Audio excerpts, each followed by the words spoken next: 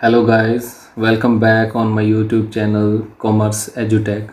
My name is Harpreet and today I am going to deliver a new lecture on a new topic. Topic is accounting terminology. Basic accounting terms ਦੇ ਨਾਮ ਦੇ ਨਾਲ ਵੀ ਇਸ topic ਨੂੰ ਅਸੀਂ ਜਾਣਦੇ ਹਾਂ। ਦੇਖੋ ਇਹ ਟੌਪਿਕ ਮੋਸਟ ਇੰਪੋਰਟੈਂਟ ਹੈ ਸਾਡੇ ਲਈ ਕਿਉਂਕਿ ਜੋ ਇਸ ਦੇ ਵਿੱਚ ਅਸੀਂ ਅੱਜ ਟਰਮੀਨੋਲੋਜੀ ਐਕਸਪਲੇਨ ਕਰਨੀ ਹੈ, ਅੱਜ ਇਸ ਦੇ ਬਾਰੇ ਜਾਣਾਂਗੇ, ਸਾਰੀ ਬੁੱਕ ਦੇ ਵਿੱਚ ਉਹ ਦੁਬਾਰਾ ਕਿਤੇ ਵੀ ਐਕਸਪਲੇਨ ਨਹੀਂ ਕੀਤੀ ਗਈ, ਬਸ ਉਸ ਨੂੰ ਯੂਜ਼ ਕੀਤਾ ਗਿਆ। ਸੋ ਆਪਾਂ ਨੂੰ ਇਸ ਹੀ ਟੌਪਿਕ ਦੇ ਵਿੱਚ ਇਸ ਨੂੰ ਧਿਆਨ ਨਾਲ ਅੰਡਰਸਟੈਂਡ ਕਰਨਾ ਪੈਣਾ ਸੋ ਦੈਟ ਕਿ ਅੱਗੇ ਸਾਨੂੰ ਕੋਈ ਉਸ ਟਰਮੀਨੋਲੋਜੀ ਨੂੰ ਦੁਬਾਰਾ ਸਮਝਣ ਦੇ ਵਿੱਚ ਕੋਈ ਪ੍ਰੋਬਲਮ ਨਾ ਆਏ। ਸੋ ਸਟਾਰਟ ਕਰਦੇ ਹਾਂ ਆਪਾਂ ਅੱਜ ਦਾ ਟੌਪਿਕ। ਫਸਟ ਹੈ ਬਿਜ਼ਨਸ ਟ੍ਰਾਂਜੈਕਸ਼ਨ। ਬਹੁਤ ਵਾਰ ਅਸੀਂ ਇਸ ਟ੍ਰਾਂਜੈਕਸ਼ਨ ਦੇ ਨਾਮ ਨੂੰ ਸੁਣਾਂਗੇ ਆਪਣੀ ਬੁੱਕ ਦੇ ਅੰਦਰ, ਲੇਕਿਨ ਇਸ ਦਾ ਮੀਨਿੰਗ ਕੀ ਹੁੰਦਾ ਹੈ? ਬਿਜ਼ਨਸ ਟ੍ਰਾਂਜੈਕਸ਼ਨ ਅਸੀਂ ਕਿਸ ਨੂੰ ਕਹਿੰਦੇ ਹਾਂ? ਦੇਖੋ ਇਹ ਇੱਕ ਤਰ੍ਹਾਂ ਦੀ ਇੱਕ ਫਾਈਨੈਂਸ਼ੀਅਲ ਐਕਟੀਵਿਟੀ ਹੈ, ਇਕਨੋਮਿਕ ਐਕਟੀਵਿਟੀ ਹੈ। ਦੇਖੋ ਅਗਰ ਅਸੀਂ ਆਮ ਐਕਟੀਵਿਟੀਆਂ ਕਰਦੇ ਹਾਂ ਤਾਂ ਉਸ ਨੂੰ ਅਸੀਂ ਐਕਟੀਵਿਟੀ ਕਹਿੰਦੇ। ਜਦੋਂ ਬਿਜ਼ਨਸ ਕੋਈ ਐਕਟੀਵਿਟੀ ਕਰਦਾ ਹੈ ਔਰ ਉਹ ਇਕਨੋਮਿਕ ਹੈ, ਉਸ ਦੇ ਵਿੱਚ ਕੋਈ ਪੈਸੇ ਦਾ ਮੁੱਲ ਹੈ, ਪੈਸੇ ਨਾਲ ਉਸ ਨੂੰ ਮੈਜ਼ਰ ਕੀਤਾ ਜਾ ਸਕਦਾ ਹੈ, ਤਾਂ ਉਸ ਐਕਟੀਵਿਟੀ ਨੂੰ ਅਸੀਂ ਟ੍ਰਾਂਜੈਕਸ਼ਨ ਦਾ ਨਾਮ ਦਿੰਦੇ ਹਾਂ। ਪਰਫੋਰਮਡ bye the business, minimum 2 parties ਇਸ ਦੇ ਅੰਦਰ ਇਨਵੋਲਵ ਹੋਣਗੀਆਂ। ਇੱਕ ਬਿਜ਼ਨਸ ਖੁਦ ਹੋਏਗਾ ਔਰ ਦੂਸਰੀ ਕੋਈ ਹੋਰ ਪਾਰਟੀ ਹੋਏਗੀ। ਇਹਦੀਆਂ ਬੜੀਆਂ ਐਗਜ਼ਾਮਪਲਸ ਨੇ ਸਾਡੇ ਕੋਲ। ਅਸੀਂ ਸੇਲ ਪਰਚੇਜ਼ ਕਰਦੇ ਹਾਂ ਗੁੱਡਸ ਦੀ, ਐਕਸਚੇਂਜ ਕਰਦੇ ਹਾਂ ਐਸੈਟਸ, ਪ੍ਰੋਵਾਈਡ ਕਰਦੇ ਹਾਂ ਸਰਵਿਸਿਜ਼, ਵੈਦਰ ਚਾਹੇ ਉਹ ਕੈਸ਼ ਬੇਸਿਸ 'ਤੇ ਹੋਵੇ ਚਾਹੇ ਉਧਾਰ 'ਤੇ, ਮੀਨਸ ਕਿ ਕ੍ਰੈਡਿਟ ਬੇਸ 'ਤੇ ਹੋਵੇ। ਕ੍ਰੈਡਿਟ ਬੇਸ ਇੱਥੇ ਮਤਲਬ ਉਧਾਰ ਦਾ ਹੈ। ਇਹ ਕ੍ਰੈਡਿਟ 2 ਵਾਰ ਸਾਡੇ ਅੱਗੇ ਵਰਡ ਆਊਗਾ, ਠੀਕ ਹੈ। ਦੂਸਰਾ ਕੀ ਹੈ ਉਹ ਆਪਾਂ ਦੇਖਾਂਗੇ ਬਾਅਦ ਵਿੱਚ। ਸੋ ਕ੍ਰੈਡਿਟ ਬੇਸ ਉਧਾਰ ਦੇ ਵਿੱਚ ਵੀ ਟ੍ਰਾਂਜੈਕਸ਼ਨ ਹੋ ਸਕਦੀ ਹੈ। ਬਿਜ਼ਨਸ ਟ੍ਰਾਂਜੈਕਸ਼ਨ ਨੂੰ ਅਸੀਂ ਫਰਦਰ 2 ਪਾਰਟ ਦੇ ਅੰਦਰ ਜਿਹੜਾ ਡਿਵਾਈਡ ਕਰ ਸਕਦੇ ਹਾਂ, on the basis of parties involved and on the basis of payment. Parties the involvement ਦੇ ਉੱਪਰ ਜੋ ਟ੍ਰਾਂਜੈਕਸ਼ਨ ਹੈ ਇਸ ਦੇ 2 ਪਾਰਟ ਹੋ ਸਕਦੇ ਆ, ਇੰਟਰਨਲ ਟ੍ਰਾਂਜੈਕਸ਼ਨ ਤੇ ਐਕਸਟਰਨਲ ਟ੍ਰਾਂਜੈਕਸ਼ਨ। ਇੰਟਰਨਲ ਟ੍ਰਾਂਜੈਕਸ਼ਨ ਜੋ ਹੁੰਦੀ ਹੈ ਇਹ ਹੈ ਵਿਦਿਨ ਬਿਜ਼ਨਸ ਦੇ ਅੰਦਰ ਹੀ ਹੋਏਗੀ, ਇਸ ਦੇ ਅੰਦਰ ਕੋਈ ਹੋਰ ਪਾਰਟੀ ਇਨਵੋਲਵ ਨਹੀਂ ਹੋਏਗੀ। ਇਸ ਨੂੰ ਅਸੀਂ ਇੱਕ ਇਕਨੋਮਿਕ ਇਵੈਂਟ ਵੀ ਕਹਿ ਸਕਦੇ ਹਾਂ, ਠੀਕ ਹੈ, ਜੋ ਬਿਜ਼ਨਸ ਆਪਣੇ ਆਪ ਦੇ ਨਾਲ ਹੀ ਇੱਕ ਟ੍ਰਾਂਜੈਕਸ਼ਨ ਕਰਦਾ ਹੈ। ਕਿਉਂਕਿ ਇਹਨੂੰ ਪੜ੍ਹ ਕੇ ਸਾਡੇ ਅੰਦਰ ਇੱਕ ਚੀਜ਼ ਕੁਐਸਚਨ ਰਾਈਜ਼ ਹੋ ਸਕਦਾ ਹੈ ਕਿ ਉੱਪਰ ਅਸੀਂ ਲਿਖਿਆ ਕਿ ਮਿਨੀਮਮ 2 ਪਾਰਟੀਜ਼ ਇਸ ਦੇ ਅੰਦਰ ਇਨਵੋਲਵ ਹੁੰਦੀਆਂ ਔਰ ਥੱਲੇ ਵੀ ਅਸੀਂ ਟ੍ਰਾਂਜੈਕਸ਼ਨ ਲਿਖ ਰਹੇ ਹਾਂ, ਉਹਦੇ ਅੰਦਰ ਸਿਰਫ ਇੱਕ ਪਾਰਟੀ ਇਨਵੋਲਵ ਹੈ, ਹੋਰ ਕੋਈ ਪਾਰਟੀ ਇਨਵੋਲਵ ਨਹੀਂ ਹੈ, ਤਾਂ ਫਿਰ ਟ੍ਰਾਂਜੈਕਸ਼ਨ ਕਿਵੇਂ ਹੋਈ? ਇੱਕ ਇਕਨੋਮਿਕ ਇਵੈਂਟ ਜਿਹਦੇ ਅੰਦਰ ਸਿਰਫ ਇੱਕ ਹੀ ਪਾਰਟੀ ਇਨਵੋਲਵ ਹੁੰਦੀ ਹੈ, ਜਦੋਂ ਫਾਈਨੈਂਸ਼ੀਅਲ ਸਟੇਟਮੈਂਟਸ ਨੂੰ ਇਫੈਕਟ ਕਰਦਾ ਹੈ ਤਾਂ ਉਸ ਨੂੰ ਅਸੀਂ ਟ੍ਰਾਂਜੈਕਸ਼ਨ ਬੋਲਦੇ ਹਾਂ। ਇੱਥੇ ਅਸੀਂ ਉਸ ਦੀ ਐਗਜ਼ਾਮਪਲ ਲੈਂਦੇ ਹਾਂ ਇੱਕ ਡੈਪਰੀਸੀਏਸ਼ਨ। ਦੇਖੋ ਐਸੈਟ ਦੀ ਵੈਲਿਊ ਦਾ ਡਾਊਨ ਹੋਣਾ ਡਿਊ ਟੂ ਯੂਜ਼, ਠੀਕ ਹੈ, ਉਸ ਨੂੰ ਯੂਜ਼ ਕਰਦੇ ਹਾਂ ਅਸੀਂ ਲਗਾਤਾਰ, ਉਹਦਾ ਮਾਡਲ ਪੁਰਾਣਾ ਹੋ ਜਾਂਦਾ, ਘਸ ਜਾਂਦੀ ਹੈ, ਟੁੱਟ ਜਾਂਦੀ ਹੈ, ਤਾਂ ਅਸੀਂ ਉਸ ਦੀ ਵੈਲਿਊ ਨੂੰ ਡਾਊਨ ਕਰ ਦਿੰਦੇ ਹਾਂ। ਉਹ ਜੋ ਡਾਊਨਫਾਲ ਹੈ ਉਸ ਨੂੰ ਅਸੀਂ ਡੈਪਰੀਸੀਏਸ਼ਨ ਦੇ ਨਾਮ ਨਾਲ ਜਾਣਦੇ ਹਾਂ। ਔਰ ਉਸ ਡੈਪਰੀਸੀਏਸ਼ਨ ਨੇ ਸਾਡੀ ਐਸੈਟ ਦੀ ਵੈਲਿਊ ਨੂੰ ਕੀ ਕਰ ਦਿੱਤਾ? ਡਾਊਨ ਕਰਤਾ। ਇਟ ਮੀਨਸ ਉਸਨੇ ਫਾਈਨੈਂਸ਼ੀਅਲ ਇਫੈਕਟ ਪਾਤਾ। ਪੈਸੇ ਨਾਲ ਅਸੀਂ ਉਸ ਨੂੰ ਮਾਪ ਸਕਦੇ ਹਾਂ, ਉਸ ਇਫੈਕਟ ਨੂੰ, ਜਿੰਨੀ ਰੇਟ ਉਹਦਾ ਡਾਊਨ ਹੋਇਆ ਐਸੈਟ ਦਾ ਅਸੀਂ ਉਸ ਨੂੰ ਮੈਜ਼ਰ ਕਰ ਸਕਦੇ ਹਾਂ। ਸੋ ਇਸ ਕਰਕੇ ਅਸੀਂ ਇਸ ਨੂੰ ਈਵੈਂਟ ਨੂੰ ਕੀ ਬੋਲ ਦਿੱਤਾ? ਟ੍ਰਾਂਜੈਕਸ਼ਨ, ਜੋ ਕਿ ਸਿਰਫ ਇੰਟਰਨਲ ਹੈ। ਐਸੈਟ ਦੀ ਵੈਲਿਊ ਡਾਊਨ ਹੋਈ ਹੈ, ਕਿਸੇ ਨਾਲ ਅਸੀਂ ਉਸ ਨੂੰ ਪੈਸੇ ਨਾ ਕਿਸੇ ਨੂੰ ਦਿੱਤੇ ਆ ਨਾ ਇਨ ਫਿਊਚਰ ਦੇਣੇ ਆ, ਸਾਡੀ ਹੀ ਐਸੈਟ ਸੀ, ਉਸ ਦੀ ਵੈਲਿਊ ਡਾਊਨ ਹੋਈ, ਉਹਦਾ ਲਾਸ ਅਸੀਂ ਬੁੱਕਸ ਦੇ ਵਿੱਚ ਬੁੱਕ ਕੀਤਾ, ਇਫੈਕਟ ਪੈ ਗਿਆ। ਇਹ ਇੱਕ ਈਵੈਂਟ ਹੈ। ਈਵੈਂਟ ਜਦੋਂ ਫਾਈਨੈਂਸ਼ੀਅਲ ਹੋਇਆ ਤਾਂ ਉਸ ਨੂੰ ਅਸੀਂ ਕੀ ਕਹਿ ਦਿੱਤਾ? ਟ੍ਰਾਂਜੈਕਸ਼ਨ। ਸੋ ਇਹ ਇੰਟਰਨਲ ਹੈ। ਐਕਸਟਰਨਲ ਕਿਹੜੀ ਹੋਊਗੀ? ਜਿਹੜਾ ਅਸੀਂ ਓਵਰਆਲ ਅਸੀਂ ਉੱਪਰ ਆਲਰੇਡੀ ਦੀ ਗੱਲ ਕਰ ਚੁੱਕੇ, ਜਿਸ ਦੇ ਅੰਦਰ ਕਿ 2 ਪਾਰਟੀਆਂ ਇਨਵੋਲਵ ਸੀ, ਉਹ ਸਾਡੀ ਐਕਸਟਰਨਲ ਟ੍ਰਾਂਜੈਕਸ਼ਨ ਆ। Sale purchase of goods services ਜੋ ਅਸੀਂ ਐਕਸਚੇਂਜ ਕਰਦੇ ਹਾਂ, ਸਾਰਾ ਕੁਝ ਕਾਹਦੇ ਅੰਦਰ ਆ ਜਾਂਦਾ? ਐਕਸਟਰਨਲ ਟ੍ਰਾਂਜੈਕਸ਼ਨ ਦੇ ਅੰਦਰ ਆ ਜਾਂਦਾ। ਸੋ ਟ੍ਰਾਂਜੈਕਸ਼ਨ ਜਿਹੜੀ ਹੈ on the basis of payment ਵੀ ਹੋ ਸਕਦੀ ਹੈ। ਪੇਮੈਂਟ ਦੇ ਬੇਸ ਦੇ ਉੱਪਰ ਸਾਡੀਆਂ 2 ਤਰ੍ਹਾਂ ਦੀਆਂ ਟ੍ਰਾਂਜੈਕਸ਼ਨ ਹੈ, ਕੈਸ਼ ਟ੍ਰਾਂਜੈਕਸ਼ਨ ਤੇ ਕ੍ਰੈਡਿਟ ਟ੍ਰਾਂਜੈਕਸ਼ਨ। ਕੈਸ਼ ਮੀਨਸ ਜਿਸ ਦੇ ਵਿੱਚ ਐਕਚੁਅਲ ਕੈਸ਼ ਦੀ ਇਨਵੋਲਵਮੈਂਟ ਹੈ, ਚਾਹੇ ਅਸੀਂ ਪੇਮੈਂਟ ਲਈ ਚਾਹੇ ਅਸੀਂ ਪੇਮੈਂਟ ਦਿੱਤੀ, ਇਨ ਵਿਚ ਇਮੀਡੀਏਟ ਪੇਮੈਂਟ ਆਫ ਕੈਸ਼, ਚਾਹੇ ਉਹ ਰਿਸੀਟ ਹੈ ਚਾਹੇ ਉਹ ਪੇਮੈਂਟ ਹੈ, ਕੈਸ਼ ਇਨਵੋਲਵ ਹੈ ਉਸ ਦੇ ਅੰਦਰ, ਉਸ ਨੂੰ ਅਸੀਂ ਕੈਸ਼ ਟ੍ਰਾਂਜੈਕਸ਼ਨ ਕਹਿ ਦਿੱਤਾ। ਕ੍ਰੈਡਿਟ ਟ੍ਰਾਂਜੈਕਸ਼ਨ ਕਿਹੜੀ ਹੋਊਗੀ? ਜਿਸ ਦੇ ਅੰਦਰ ਕੈਸ਼ ਇਨਵੋਲਵ ਨਹੀਂ ਹੋਊਗਾ, ਉਧਾਰ ਦੇ ਉੱਪਰ ਕੀਤੀ ਗਈ ਟ੍ਰਾਂਜੈਕਸ਼ਨ ਹੋਏਗੀ ਇਹ, ਜਿਸ ਦੇ ਵਿੱਚ ਮਨੀ ਪੇਬਲ ਇਨ ਫਿਊਚਰ ਹੈ, ਠੀਕ ਹੈ ਜੀ। ਸੋ ਉਹਨੂੰ ਅਸੀਂ ਕਹਿ ਦਿੱਤਾ ਕ੍ਰੈਡਿਟ ਟ੍ਰਾਂਜੈਕਸ਼ਨ। ਨੈਕਸਟ ਹੈ ਸਾਡੇ ਕੋਲ ਅਕਾਊਂਟ। ਅਕਾਊਂਟ ਕੀ ਹੁੰਦਾ ਹੈ? ਇਹ ਅਕਾਊਂਟ ਉਹ ਨਹੀਂ ਹੈ ਜਿਹੜੀ ਤੁਹਾਡੀ ਓਵਰਆਲ ਇੱਕ ਬੁੱਕ ਹੈ ਮੋਟੀ ਜੀ ਤੁਹਾਡੇ ਹੱਥ ਦੇ ਵਿੱਚ, ਇਹ ਉਹ ਅਕਾਊਂਟ ਨਹੀਂ ਹੈ। ਇਹ ਉਹ ਅਕਾਊਂਟ ਹੈ ਜਿਵੇਂ ਅਸੀਂ ਦੁਕਾਨਾਂ ਦੇ ਵਿੱਚ ਕਹਿ ਦਿੰਦੇ ਹਾਂ ਕਿ ਮੇਰੇ ਖਾਤੇ ਦੇ ਵਿੱਚ ਲਿਖ ਲਾ। ਅਸੀਂ ਉਧਾਰ 'ਚ ਚੀਜ਼ ਲਿਆਂਦੀ ਤਾਂ ਅਸੀਂ ਕਹਿ ਦਿੱਤਾ ਮੇਰੇ ਖਾਤੇ 'ਚ ਲਿਖ ਲਾ। ਉਹ ਜੋ ਖਾਤਾ ਹੈ, ਲੈਜ਼ਰ ਹੈ, ਉਸ ਨੂੰ ਅਸੀਂ ਅਕਾਊਂਟ ਬੋਲ ਦਿੰਦੇ ਹਾਂ। ਹੁਣ ਦੇਖੋ ਅਕਾਊਂਟ ਕੀ ਹੈ? ਇੱਕ summarized record of all the relevant transactions relating to one particular head. ਉਹ ਹੈਡ ਕੀ ਹੈ? ਉਹ ਹੈਡ ਮੈਂ ਵੀ ਹੋ ਸਕਦਾ। ਕਿਸੇ ਸ਼ਾਪ ਦੇ ਅੰਦਰ ਜਾਣਾ, ਮੈਂ ਉਧਾਰ 'ਚ ਸਮਾਨ ਚੱਕ ਲਿਆ ਤਾਂ ਮੈਂ ਕਹਿਤਾ ਮੇਰੇ ਖਾਤੇ 'ਚ ਲਿਖ ਲਓ, ਤਾਂ ਮੈਂ ਕੌਣ? ਮੈਂ ਇੱਕ ਹੈਡ ਹੋ ਗਿਆ। ਮੇਰੇ ਨਾਲ ਰਿਲੇਟਡ ਸਾਰੀਆਂ ਟ੍ਰਾਂਜੈਕਸ਼ਨ ਜਿੰਨੀਆਂ ਹੋਣਗੀਆਂ ਹੁਣ ਉਹ ਮੇਰੇ ਖਾਤੇ 'ਚ ਲਿਖੀ ਜਾਏਗਾ। ਠੀਕ ਹੈ। ਜਿਵੇਂ ਅਸੀਂ ਕੀ ਕਰਦੇ ਹਾਂ, ਆਫਿਸ 'ਚ ਸੈਲਰੀਜ਼ ਦਿੰਦੇ ਹਾਂ। ਸੈਲਰੀਜ਼ ਲੈਣ ਵਾਲੇ ਕੀ ਹੈ? ਸਾਡੇ ਕੋਲ 100 ਵਰਕਰ ਕੰਮ ਕਰਦਾ। ਸੋ ਅਸੀਂ ਕੀ ਕਰਦੇ ਹਾਂ, 100 ਵਰਕਰਸ ਨੂੰ ਸੈਲਰੀ ਦਿੱਤੀ। ਸੈਲਰੀ ਸਾਡੇ ਲਈ ਖਰਚਾ ਹੈ। ਉਹ ਖਰਚਾ ਅਸੀਂ ਪੂਰੇ 12 ਮਹੀਨੇ ਕਿਸ ਕਿਸ ਨੂੰ ਔਰ ਕਿੰਨਾ ਦਿੱਤਾ, ਉਹ ਅਸੀਂ ਇੱਕ ਜਗ੍ਹਾ 'ਤੇ ਇਕੱਠਾ ਕਰਨਾ। ਉਸ ਰੈਲੀਵੈਂਟ ਪਲੇਸ ਨੂੰ ਅਸੀਂ ਕੀ ਬੋਲ ਦਿੱਤਾ? ਸਾਰੇ ਨੂੰ ਅਕਾਊਂਟ। ਉਹਨੂੰ ਲੈਜ਼ਰ ਅਕਾਊਂਟ ਵੀ ਕਿਹਾ ਜਾਂਦਾ ਹੈ। ਸੋ ਇਹਦੇ ਅੰਦਰ ਅਸੀਂ ਕਈ ਐਗਜ਼ਾਮਪਲਾਂ ਲੈ ਸਕਦੇ ਹਾਂ। ਕੈਸ਼ ਦਾ ਇੱਕ ਅਲੱਗ ਅਕਾਊਂਟ ਬਣਾਇਆ ਜਾਂਦਾ ਜਿਸ 'ਚ ਸਿਰਫ ਕੈਸ਼ ਨਾਲ ਰਿਲੇਟਡ ਟ੍ਰਾਂਜੈਕਸ਼ਨ ਰੱਖੀ ਜਾਂਦੀ ਹੈ। ਬੈਂਕ ਦਾ ਇੱਕ ਅਲੱਗ ਲੈਜ਼ਰ ਬਣਾਇਆ ਜਾਂਦਾ ਜਿਸ 'ਚ ਬੈਂਕ ਨਾਲ ਰਿਲੇਟਡ ਹੀ ਟ੍ਰਾਂਜੈਕਸ਼ਨ ਰੱਖੀਆਂ ਜਾਂਦੀਆਂ। ਠੀਕ ਹੈ ਜੀ। ਨੈਕਸਟ ਪੁਆਇੰਟ ਹੈ ਸਾਡੇ ਕੋਲ ਕੈਪੀਟਲ, ਕਿ ਕੈਪੀਟਲ ਕੀ ਹੁੰਦੀ ਹੈ। ਦੇਖੋ capital money or money's worth, ਪੈਸਾ ਜਾਂ ਪੈਸੇ ਦੇ ਮੁੱਲ ਦੇ ਵਿੱਚ ਕੋਈ ਵੀ ਚੀਜ਼ ਜਿਸ ਨੂੰ ਅਸੀਂ measurable in terms of money ਵੀ ਕਹਿੰਦੇ ਹਾਂ, invested by owner of business from his own pocket to start the business and further addition to it. ਜਦੋਂ ਜਿਹੜਾ ਬਿਜ਼ਨਸ ਦਾ ਮਾਲਿਕ ਹੈ ਉਹ ਆਪਣੀ ਜੇਬ ਦੇ ਵਿੱਚੋਂ ਮਨੀ ਔਰ ਮਨੀਜ਼ ਵਰਥ, ਪੈਸਾ ਜਾਂ ਪੈਸੇ ਦੇ ਮੁੱਲ ਦੇ ਵਿੱਚ ਕੋਈ ਵੀ ਚੀਜ਼, ਕੋਈ ਐਸੈਟ, ਕੋਈ ਕਾਰ ਹੋ ਸਕਦੀ ਹੈ, ਮਸ਼ੀਨ ਹੋ ਸਕਦੀ ਹੈ, ਬਿਲਡਿੰਗ ਹੋ ਸਕਦੀ ਹੈ, ਫਰਨੀਚਰ ਹੋ ਸਕਦਾ ਹੈ, ਜਦੋਂ ਉਹ ਚੀਜ਼ਾਂ ਬਿਜ਼ਨਸ ਦੇ ਵਿੱਚ ਇਨਵੈਸਟ ਕਰਦਾ ਹੈ ਐਟ ਦਾ ਟਾਈਮ ਆਫ ਜਦੋਂ ਬਿਜ਼ਨਸ ਸਟਾਰਟ ਕਰਦੇ ਹਾਂ, ਜਾਂ ਫਰਦਰ ਕਦੇ ਵੀ ਇਨ ਐਡੀਸ਼ਨ ਆਫ ਕਦੇ ਵੀ ਦੁਬਾਰਾ ਇਨਵੈਸਟ ਕਰਦੀ ਹੈ ਤਾਂ ਵੀ ਉਸ ਚੀਜ਼ ਨੂੰ ਅਸੀਂ ਕੀ ਬੋਲ ਦਿੰਦੇ ਹਾਂ? ਕੈਪੀਟਲ। ਲੇਕਿਨ ਕੰਡੀਸ਼ਨ ਕੀ ਹੈ ਕਿ out of his own capital ਹੀ, ਓਨ ਪੋਕਿਟ ਹੀ ਹੋਣਾ ਚਾਹੀਦਾ। ਜੇਕਰ ਉਹ ਚੀਜ਼ ਉਹ ਕਿਤੋਂ ਮੁੱਲ ਲੈ ਕੇ ਦਿੰਦਾ, ਉਧਾਰ ਲੈ ਕੇ ਫੜਾਉਂਦਾ, ਆਪਣੇ ਫਾਦਰ ਤੋਂ ਉਧਾਰ ਲਿਆ, ਬਿਜ਼ਨਸ 'ਚ ਲਗਾਤਾ, ਆਪਣੀ ਵਾਈਫ ਤੋਂ ਫੜਿਆ ਪੈਸਾ ਬਿਜ਼ਨਸ 'ਚ ਲਗਾਤਾ, ਦੇਖੋ ਕੈਪੀਟਲ ਨਹੀਂ ਹੋਏਗੀ, ਕਿਉਂਕਿ ਉਹਨੂੰ ਅਸੀਂ ਅਲੱਗ ਰਿਕਾਰਡ ਕਰਾਂਗੇ ਇੱਕ ਲੋਨ ਦੇ ਤੌਰ 'ਤੇ, ਫਾਦਰਸ ਲੋਨ, ਵਾਈਫਸ ਲੋਨ। ਲੇਕਿਨ ਉਸ ਨੂੰ ਅਸੀਂ ਕੈਪੀਟਲ ਨਹੀਂ ਕਹਾਂਗੇ ਕਿਉਂਕਿ ਮਾਲਿਕ ਕੌਣ ਹੈ? ਫਾਦਰ ਮਾਲਿਕ ਨਹੀਂ ਹੈ, ਵਾਈਫ ਮਾਲਿਕ ਨਹੀਂ ਹੈ। ਮਾਲਿਕ ਕੌਣ ਹੈ? ਉਹ ਬਿਜ਼ਨਸਮੈਨ ਹੈ। ਤਾਂ ਉਹ ਅਗਰ ਆਪਣੀ ਪੋਕਿਟ 'ਚੋਂ, ਆਪਣੀ ਸੇਵਿੰਗ 'ਚੋਂ ਪੈਸਾ ਲਗਾਊਗਾ ਤਾਂ ਉਸ ਨੂੰ ਅਸੀਂ ਕੈਪੀਟਲ ਕਹਾਂਗੇ। ਕਲੀਅਰ ਹੈ ਜੀ। ਬਿਜ਼ਨਸ ਦੇ ਲਈ ਲਾਇਬਿਲਿਟੀ ਹੈ ਕਿਉਂਕਿ ਬਿਜ਼ਨਸ ਅਤੇ ਬਿਜ਼ਨਸਮੈਨ ਦੋਨੋਂ ਅਲੱਗ ਹੁੰਦੇ ਆ। ਬਿਜ਼ਨਸਮੈਨ ਜੋ ਪੈਸਾ ਬਿਜ਼ਨਸ 'ਚ ਲਗਾਊਗਾ ਉੱਥੋਂ ਵਾਪਸ ਵੀ ਲਊਗਾ। ਬਿਜ਼ਨਸ ਦੇ ਵਿੱਚੋਂ ਅਗਰ ਬਿਜ਼ਨਸਮੈਨ ਆਪਣੇ ਪਰਸਨਲ ਯੂਜ਼ ਲਈ ਪੈਸਾ ਕਢਾਏਗਾ ਤਾਂ ਉਹ ਬਿਜ਼ਨਸ ਉਸ ਤੋਂ ਵਾਪਸ ਲਊਗਾ। ਠੀਕ ਹੈ ਜੀ। ਸੋ ਡਰਾਇੰਗ ਤੋਂ ਬਾਅਦ ਕੈਪੀਟਲ ਤੋਂ ਬਾਅਦ ਸਾਡੇ ਕੋਲ ਨੈਕਸਟ ਟੌਪਿਕ ਆ ਜਾਂਦਾ ਹੈ ਡਰਾਇੰਗ।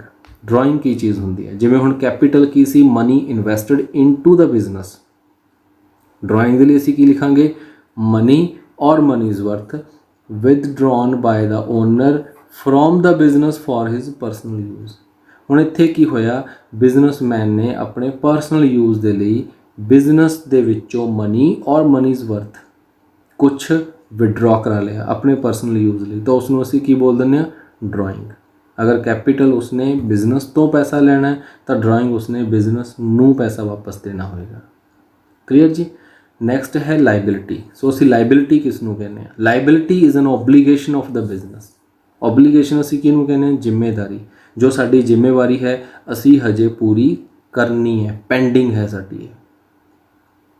ਜਿਵੇਂ ਅਸੀਂ ਕਿਸੇ ਤੋਂ ਸਮਾਨ ਲਈਏ, ਜੇ ਤਾਂ ਇਮੀਡੀਏਟ ਪੇਮੈਂਟ ਕਰ ਦਿੱਤੀ ਤਾਂ ਉਹ ਤਾਂ ਕੈਸ਼ ਟ੍ਰਾਂਜੈਕਸ਼ਨ ਹੋ ਗਿਆ, ਉੱਥੇ ਤਾਂ ਸਾਡਾ ਕੋਈ ਉਧਾਰ ਖੜੇ ਨਹੀਂ ਹੋਇਆ। ਲੇਕਿਨ ਅਗਰ ਅਸੀਂ ਸਮਾਨ ਲਿਆ ਕੇ ਉਸ ਨੂੰ ਪੈਸੇ ਹਜੇ ਪੇ ਕਰਨੇ ਹੈ ਤਾਂ ਅਸੀਂ ਕੀ ਕਹਾਂਗੇ ਇੱਥੇ ਕਿ ਹੁਣ ਮੇਰੀ ਇੱਕ ਓਬਲੀਗੇਸ਼ਨ ਖੜੀ ਹੋ ਗਈ ਟੂ ਪੇ ਇਨ ਫਿਊਚਰ, ਤਾਂ ਉਹ ਮੇਰੀ ਇੱਕ ਲਾਇਬਿਲਿਟੀ ਬਣ ਜਾਂਦੀ ਹੈ। ਸੋ ਲਾਇਬਿਲਿਟੀ ਨੂੰ ਅਸੀਂ ਕੀ ਕਹਿੰਦੇ ਹਾਂ? It is an obligation of the business which is still payable toward the other person, whether owner ਵੀ ਹੋ ਸਕਦਾ ਉਹ ਅਤੇ ਹੋਰ ਵੀ ਕੋਈ ਪਰਸਨ ਹੋ ਸਕਦਾ ਹੈ। ਓਨਰ ਦੇ ਲਈ ਸਾਡੀ ਲਾਇਬਿਲਿਟੀ ਕੀ ਹੈ? ਕੈਪੀਟਲ। ਮਾਲਕ ਨੇ ਪੈਸਾ ਲਗਾ ਦਿੱਤਾ, ਅਸੀਂ ਮਾਲਕ ਨੂੰ ਵਾਪਸ ਕਰਨਾ।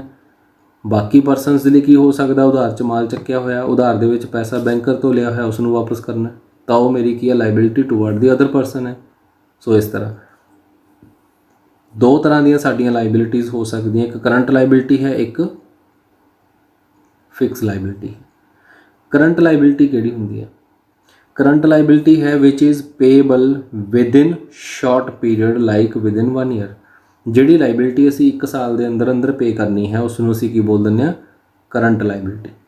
ਲਾਈਕ ਅਸੀਂ ਉਧਾਰ ਦੇ ਵਿੱਚ ਸਮਾਨ ਕਿਸੇ ਤੋਂ ਖਰੀਦਿਆ, ਉਹਦਾ ਪੈਸਾ ਅਸੀਂ ਉਸ ਨੂੰ 1 ਸਾਲ ਦੇ ਅੰਦਰ ਅੰਦਰ ਵਾਪਸ ਕਰਨਾ ਹੈ। ਅਗਰ ਨਹੀਂ ਕਰਾਂਗੇ ਤਾਂ ਅਗਲੀ ਵਾਰ ਉਹ ਸਾਨੂੰ ਸਮਾਨ ਨਹੀਂ ਦੇਵੇਗਾ।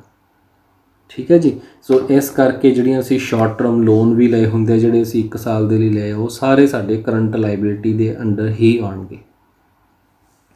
ਨੈਕਸਟ ਹੈ ਸਾਡੇ ਕੋਲ ਫਿਕਸ ਲਾਇਬਿਲਿਟੀ। ਇਹ ਉਹ ਲਾਇਬਿਲਿਟੀ ਹੋਏਗੀ ਜਿਸ ਨੂੰ ਅਸੀਂ ਲੌਂਗ ਟਾਈਮ ਤੱਕ ਪੇ ਕਰਨਾ ਹੈ। ਜਿਵੇਂ ਬੈਂਕ ਲੋਨ ਅਸੀਂ 10 ਸਾਲ ਦਾ ਲੈ ਲੈਂਦੇ ਹਾਂ ਤਾਂ ਉਹ 10 ਸਾਲ ਤੱਕ ਅਸੀਂ ਪੇ ਕਰਨਾ ਹੈ, ਇਸ ਕਰਕੇ ਉਸ ਨੂੰ ਅਸੀਂ ਕੀ ਬੋਲ ਦਿੰਦੇ ਹਾਂ?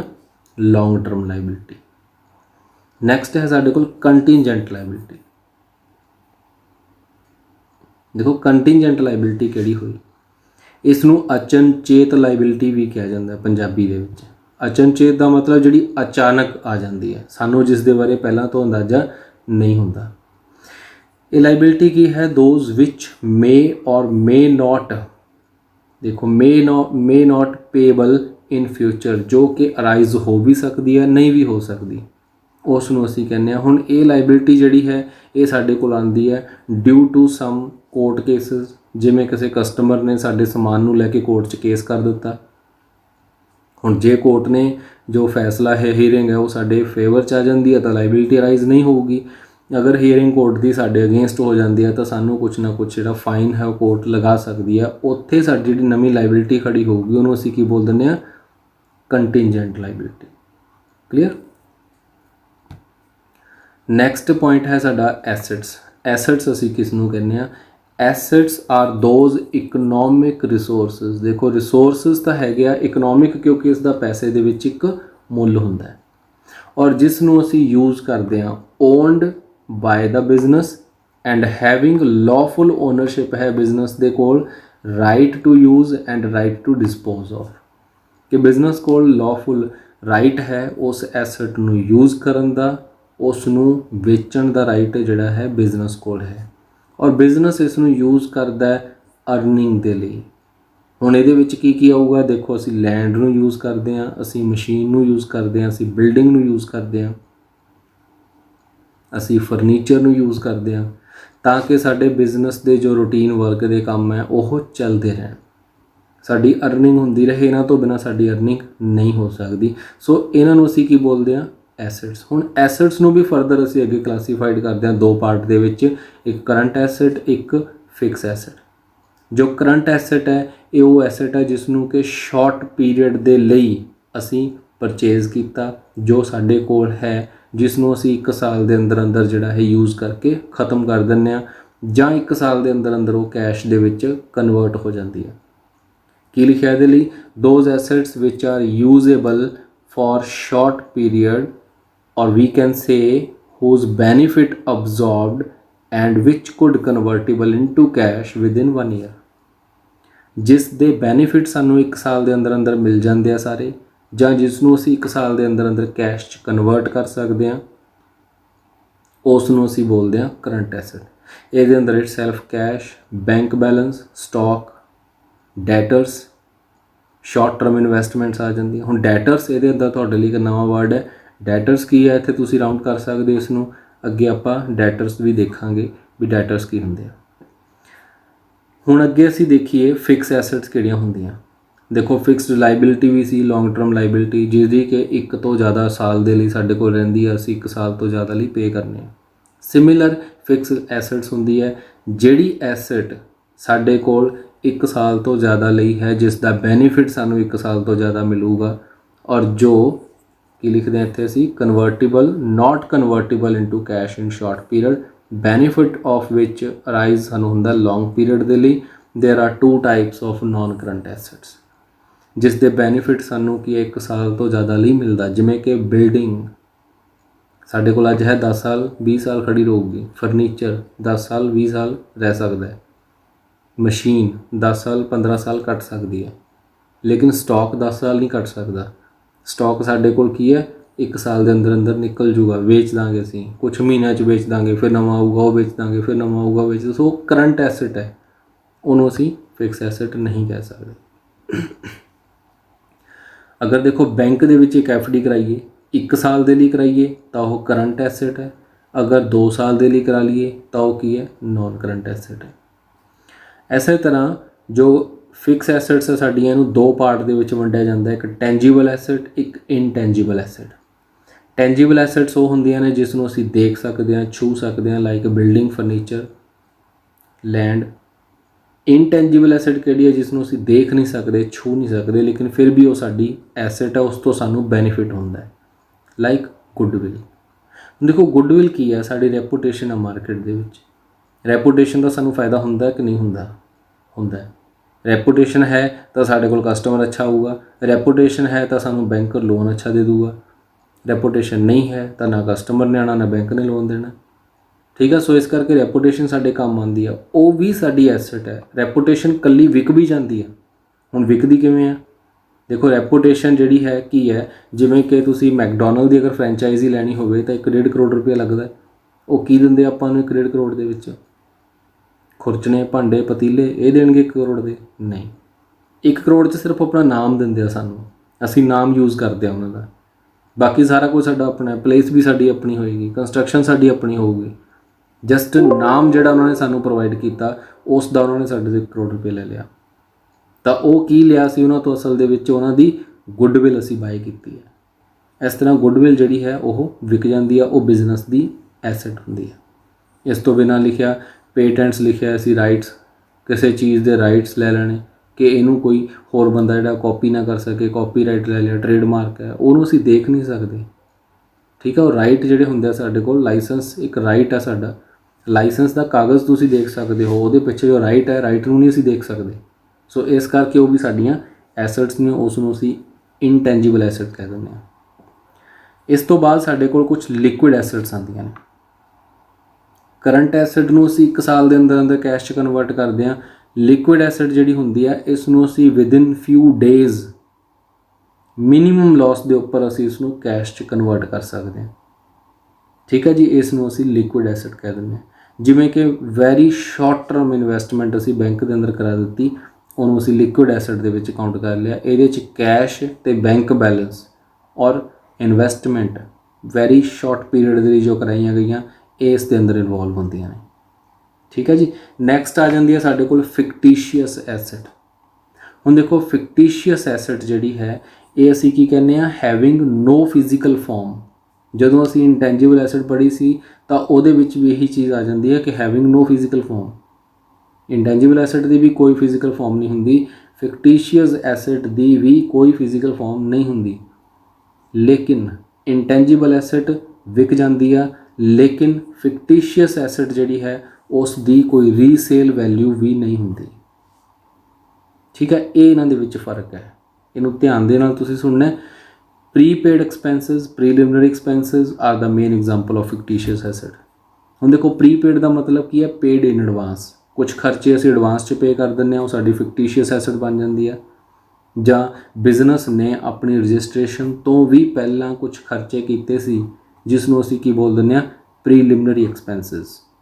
ਹੁਣ ਉਹ ਖਰਚੇ ਦੇਖੋ, ਇਹ ਦੋਨੋਂ ਖਰਚੇ ਆ ਸਾਡੇ, ਚਾਹੇ ਅਸੀਂ ਪ੍ਰੀਪੇਡ ਐਕਸਪੈਂਸ ਦੀ ਗੱਲ ਕਰੀਏ, ਚਾਹੇ ਅਸੀਂ ਪ੍ਰੀਲਿਮਿਨਰੀ ਐਕਸਪੈਂਸ ਦੀ ਗੱਲ ਕਰੀਏ, ਦੋਨੋਂ ਖਰਚੇ ਆ ਸਾਡੇ। ਖਰਚਿਆਂ ਨੂੰ ਐਸਟ ਕਿਉਂ ਮੰਨਿਆ? ਕਿਉਂਕਿ ਇਹ ਉਹ ਖਰਚੇ ਆ ਜਿਸ ਦਾ ਬੈਨੀਫਿਟ ਸਾਨੂੰ 1 ਸਾਲ ਤੋਂ ਜ਼ਿਆਦਾ ਲਈ ਮਿਲਣਾ ਹੈ। ਇਸੇ ਨੂੰ ਡੈਫਰਡ ਰੈਵਨਿਊ ਐਕਸਪੈਂਡੀਚਰ ਵੀ ਕਿਹਾ ਜਾਂਦਾ ਹੈ। ਉਹ ਰੈਵਨਿਊ ਐਕਸਪੈਂਡੀਚਰ ਜਿਸ ਦਾ ਬੈਨੀਫਿਟ ਸਾਨੂੰ 1 ਸਾਲ ਤੋਂ ਜ਼ਿਆਦਾ ਮਿਲ ਜਾਂਦਾ ਹੈ, ਉਹਨੂੰ ਅਸੀਂ ਡੈਫਰਡ ਕਰ ਦਿੰਦੇ ਹਾਂ। ਡੈਫਰਡ ਕਰਕੇ ਉਸ ਨੂੰ ਅਸੀਂ ਆਪਣੀ ਐਸਟ ਮੰਨ ਲੈਂਦੇ ਹਾਂ। ਠੀਕ ਹੈ ਜੀ, ਸੋ ਫਿਕਟੀਸ਼ੀਅਸ ਐਸਟਸ ਕੁਝ ਖਰਚੇ ਆ ਜਿਸ ਦਾ ਬੈਨੀਫਿਟ ਸਾਨੂੰ ਕੀ ਹੈ, ਮੋਰ ਦੈਨ 1 ਈਅਰ ਮਿਲੇਗਾ, ਅਵੇਲੇਬਲ ਹੋਏਗਾ, ਉਸ ਨੂੰ ਅਸੀਂ ਆਪਣੀ ਐਸਟ ਬਣਾ ਲੈਣਾ। ਲੇਕਿਨ ਇਸ ਐਸਟ ਨੂੰ ਅਸੀਂ ਵੇਚ ਨਹੀਂ ਸਕਦੇ, ਇਸ ਕਰਕੇ ਇਸ ਨੂੰ ਫਿਕਟੀਸ਼ੀਅਸ ਐਸਟ ਦਾ ਨਾਮ ਦਿੱਤਾ ਜਾਂਦਾ ਹੈ। ਕਲੀਅਰ? ਨੈਕਸਟ ਹੈ ਜੀ ਐਕਸਪੈਂਡੀਚਰ। ਹੁਣ ਐਕਸਪੈਂਡੀਚਰ ਕੀ ਹੁੰਦੇ ਆ? ਮੀਨਸ ਮਨੀ ਸਪੈਂਡ ਔਨ ਅਕਵਾਇਰਿੰਗ ਔਰ ਟਰਾਂਸਫਰਿੰਗ ਆਫ ਪ੍ਰੋਪਰਟੀ। ਜਦੋਂ ਅਸੀਂ ਕੁਝ ਮਨੀ ਸਪੈਂਡ ਕਰਦੇ ਹਾਂ ਪ੍ਰੋਪਰਟੀ ਨੂੰ ਅਕਵਾਇਰ ਕਰਨ, ਮਤਲਬ ਉਸ ਨੂੰ ਪਰਚੇਜ਼ ਕਰਨ, ਜਾਂ ਉਸ ਨੂੰ ਟਰਾਂਸਫਰ ਕਰਨ, ਇੱਕ ਬੰਦੇ ਤੋਂ ਦੂਸਰੇ ਬੰਦੇ ਦੇ ਉੱਪਰ ਨਾਮ ਤੇ ਉਸ ਨੂੰ ਟ੍ਰਾਂਸਫਰ ਕਰਨਾ, ਉਹਦੇ ਉੱਪਰ ਅਸੀਂ ਕੁਝ ਪੈਸੇ ਜਿਹੜੇ ਹੈ ਖਰਚਦੇ ਹਾਂ ਤਾਂ ਉਸ ਨੂੰ ਅਸੀਂ ਕੀ ਬੋਲ ਦਿੰਦੇ ਹਾਂ, ਐਕਸਪੈਂਡੀਚਰ। ਕਹਿਣ ਦਾ ਮਤਲਬ ਕਿ ਇਹ ਦੋ ਪਾਰਟ ਦੇ ਵਿੱਚ ਹੋਣਗੇ, ਕੈਪੀਟਲ ਐਕਸਪੈਂਡੀਚਰ ਵੀ ਹੁੰਦੇ ਆ ਕੁਛ, ਤੇ ਕੁਛ ਸਾਡੇ ਕੋਲ ਕੀ ਹੈ, ਰੈਵਨਿਊ ਐਕਸਪੈਂਡੀਚਰ ਹੁੰਦੇ ਆ। Capital expenditure, revenue expenditure. Third ਹੈ ਸਾਡੇ ਕੋਲ ਟਾਈਪ ਇਹਦੀ ਡੈਫਰਡ ਰੈਵਨਿਊ ਐਕਸਪੈਂਡੀਚਰ। ਪਹਿਲਾਂ ਅਸੀਂ ਕੈਪੀਟਲ ਐਕਸਪੈਂਡੀਚਰ ਪੜ੍ਹ ਲਈਏ ਕੀ ਹੈ।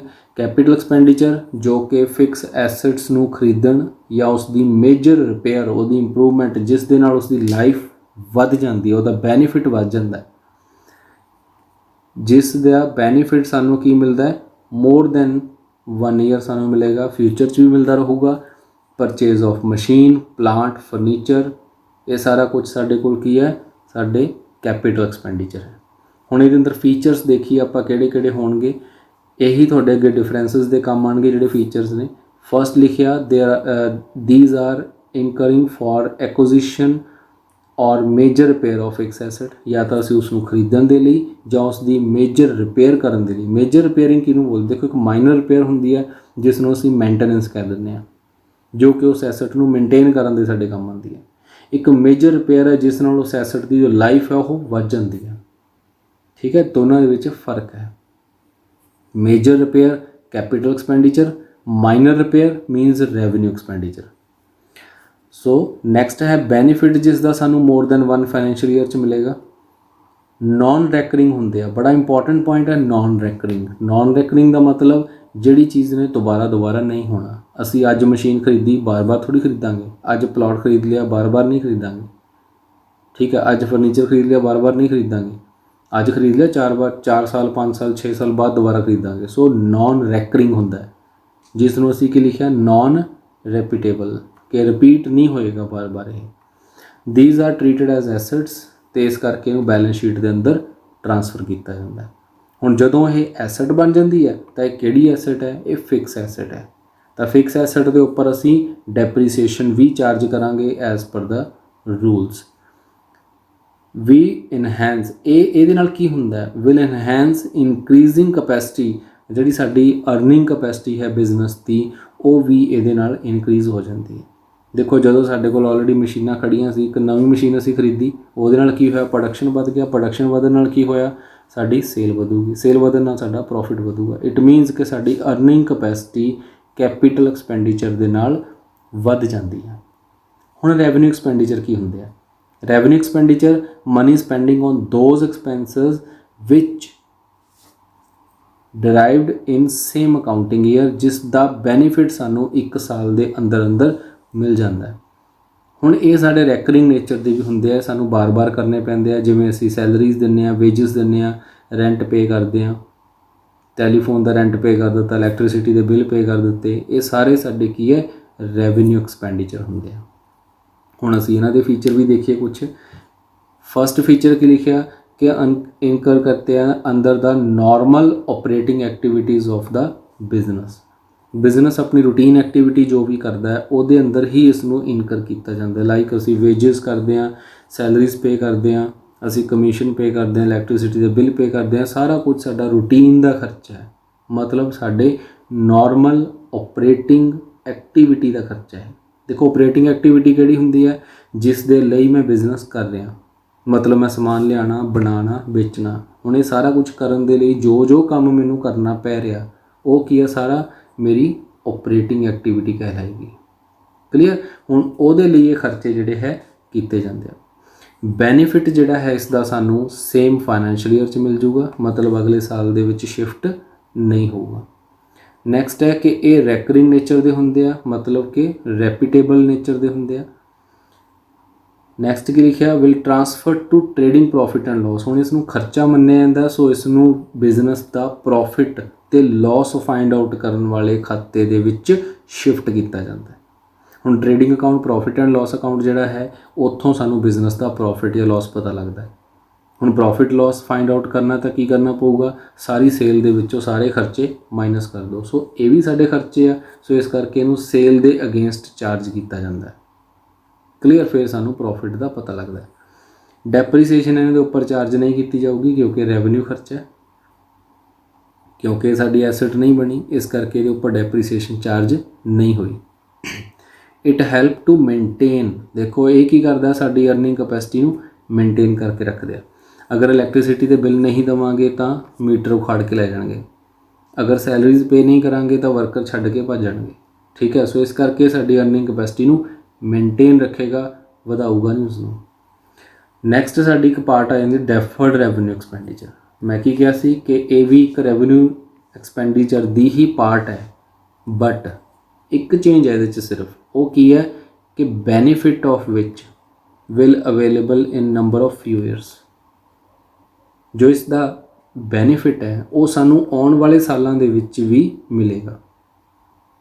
जिवें कि सपोज करो कि असी अपने किसी प्रोडक्ट की ऐड करनी है, ऐड करने के लिए असी शाहरुख खान को अपॉइंट कर लें, और शाहरुख खान जिमें कि एक फेयर एंड लवली की ऐड आती होंगी है, ठीक है, असी शाहरुख खान को अपॉइंट कर लिया, हुण उहदे बदले उसनूं असी 5-4 करोड़ रुपया दे भी दिता साडी ऐड करने वास्ते।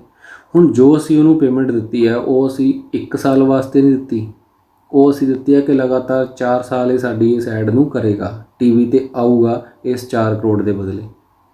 हुण 4 साल वो लगातार आऊगा, मतलब उस 4 करोड़ का बेनीफिट मैनू 4 सालों के विच होऊगा। हुण एडवरटाइजमेंट एक रूटीन का खर्चा मेरा, क्योंकि मैं सेल करनी है तो वो मैनू एडवरटाइजमेंट रूटीन च करनी पऊगी, तो रैकरिंग खर्चा सी मेरा, रैवन्यू खर्चा सी, बट उस रैवन्यू खर्चे का बेनीफिट जो मैनू 1 साल तो ज़्यादा टाइम च मिलूगा तो उही रैवन्यू की कहलाऊगा, फिर deferred revenue expenditure कहलाऊगा। Clear.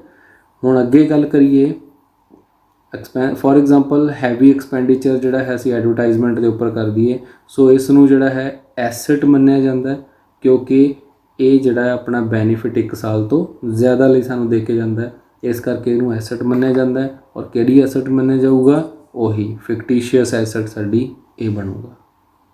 Clear जी। नैक्सट है साडे कोल एक्सपेंसिस। हुण एक्सपेंसिस की हुंदे आ, हुण देखो रैवन्यू एक्सपैंडिचर सी जिहड़े उसदी जिहड़ी डेफिनेशन है वो असीं उठा के इत्थे फिट कर दईए तां एक्सपेंसिस की डेफिनेशन कवर हो जाती है। की लिखिया इहदे अंदर कि ये भी एक रैवन्यू एक्सपैंडिचर ही हुंदे आ, जिहदे अंदर के बिजनेस की टोटल कॉस्ट का एक पार्ट है, इसका बेनीफिट सानूं 1 साल के अंदर अंदर मिलूगा। रैकरिंग नेचर के हुंदे आ, जिवें कि सैलरी, वेजिस, रेंट, कमीशन एटसैक्ट्रा। हुण असीं बार बार एक गल कर रहे हैं revenue expenses, revenue expenditure. Revenue की हुंदा है, तो असीं रैवन्यू कह दिंदे आ कि कोई भी अमाउंट सेल ऑफ एसेट्स या सेल ऑफ गुड्स तो जो सानू टोटल अमाउंट इन हैंड मिलती है वो साडे लई की है, साडा रैवन्यू है। जिवें मैं समान वेचिया, सर्विस प्रोवाइड की, मैं एसेट वेची, बेचण तो बाद इन हैंड मेरे कोल की है, मैं हजे खर्चा नहीं माइनस करना, मैं हजे उसकी कॉस्ट नहीं माइनस करनी, मैं कुछ नहीं किया, मैं देखना कि एक चीज़ नूं बेचण तो बाद इन हैंड मेरे कोल की आउंदा है, वो मेरे लिए की है, रैवन्यू है। और इनकम की हुंदी है, देखो जिहड़े ये असीं 4-5 टॉपिक करने आ, चाहे असीं रैवन्यू की गल कर लीए, चाहे असीं इनकम की गल करिए, चाहे असीं प्रॉफिट की गल करिए, फिर असीं गेन की गल करांगे, फिर असीं लॉस की भी गल करांगे। ये बड़े इंपॉर्टेंट टॉपिक है, क्योंकि बेसिक्स ने, फंडामेंटल बेसिक्स ने साडे। इत्थे आके बच्चे उलझ जाते हैं कि इन्हां नूं अलग अलग किवें असीं डिफाइन करिए। देखो इनकम की हुंदी है, इनकम साडी जो नैटवर्थ है ਉਹਨੂੰ इनक्रीज़ करती है। नैटवर्थ मीनस असी कहिए कि एसेट माइनस लाइबिलिटी जो मेरे को इन हैंड बचिया वो मेरी नैटवर्थ है। एसेट्स एक्सैस होणगियां मेरियां लाइबिलिटीज़ तो, लाइबिलिटी घटूगी, एसेट जिन्नी ज़्यादा वधदी जाऊगी, वो क्यों वधदी है, वो मेरी इनकम करके वधदी है कि मेरी इनकम ज़्यादा है। हुण प्रॉफिट नूं इनकम कह सकते हैं आपां, इत्थे लिखिया इट इनकलूड प्रॉफिट ऑल्सो। ठीक है जी।